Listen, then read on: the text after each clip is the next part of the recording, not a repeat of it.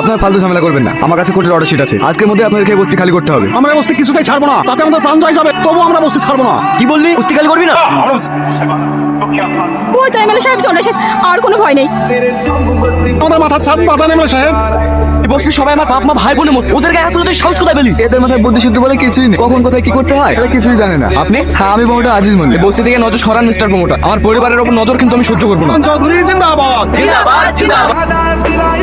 Sir, promoter সাহেব আপনার সাথে কথা বলতে চাই। বস্তির জায়গাটা আমার প্রজেক্টের জন্য একদম পারফেক্ট, কিন্তু আমি যতদূর জানি আপনি ঘুষ টুস নেওয়া একদমই পছন্দ। কত দেবেন?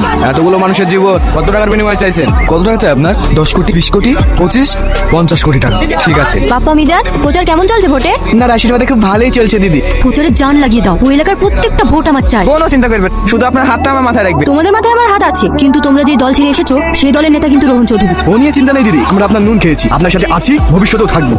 বসো বসো। আরে মিজান বাবু, সব ভালো তো? হ্যাঁ, আজ হঠাৎ আমার বাড়িতে? দিয়ে যাচ্ছিলাম, বললাম আমার প্রিয় বন্ধুর মুখগুলো একবার দেখে যাই। কি বলতেছেন বলেন? তোমার বউ মন্দির থেকে বাড়ি ফিরেছে? তাহলে স্কুলে এখন ফোন করে খোঁজ নিয়ে নিও। আরে বাপ্পা, কলকাতায় তোর একটা ফ্ল্যাট আছে না, যেখানে তুই প্রতি রবিবারে কাজের বাহানায় মেয়েদের নিয়ে ফুর্তি করতে যাস? একদম উল্টোপাল্টা কথা বলবেন না, আমি একজন সৎ নেতা। দেখ তো, এটা তুই কি না? এই ভিডিও আপনি কোথায় পেলেন?